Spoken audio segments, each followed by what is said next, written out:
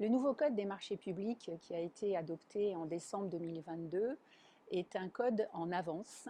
Le Sénégal est là un pays leader en matière de développement durable. En effet, dans ce code, pour la première fois, il y a l'affirmation d'une politique en faveur du respect des objectifs de développement durable.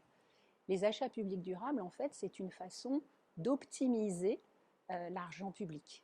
Lorsque l'on veut satisfaire les besoins des personnes publiques, construire des routes, réaliser des écoles, acheter des services divers, eh bien, on peut aussi essayer d'optimiser cet argent pour, en même temps, satisfaire d'autres besoins, par exemple créer des emplois pour des jeunes qui sont en recherche d'emploi, pour des personnes victimes de handicap, pour favoriser le travail des femmes. Donc les groupes vulnérables peuvent ainsi bénéficier d'une commande publique beaucoup plus efficace, puisqu'on va ainsi pouvoir atteindre plusieurs objectifs en même temps.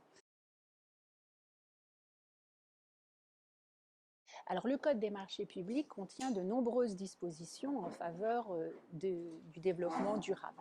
D'abord, dans la mise en œuvre des objectifs, les acheteurs publics peuvent décider dès le départ de concevoir leurs commandes publiques de manière à favoriser certains groupes ou certains producteurs. Ça va être la possibilité de mettre en place des marchés réservés. Ces marchés réservés vont être ainsi ouverts à des acteurs de l'économie sociale et solidaire, à des conditions particulières. Évidemment, il s'agit de petits marchés.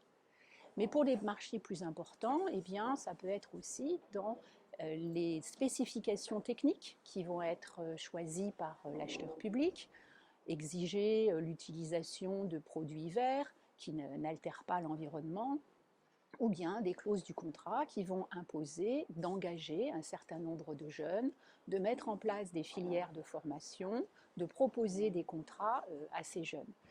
On peut ainsi, grâce au menu que propose la commande publique et le Code des marchés publics du Sénégal, satisfaire plusieurs besoins simultanément. Et ça, c'est très important dans un pays qui cherche à promouvoir le développement local, ses entreprises, ses PME locales, ainsi que des acteurs de l'économie sociale et solidaire pour les amener vers la formalisation de leur activité.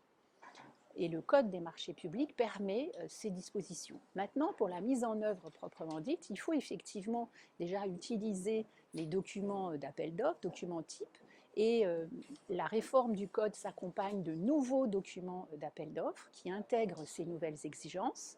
Et puis surtout, il va falloir former, diffuser pour que les acteurs publics s'emparent de cet outil et comprennent que cette commande publique durable est un outil essentiel pour l'avancée et le développement de l'économie sénégalaise.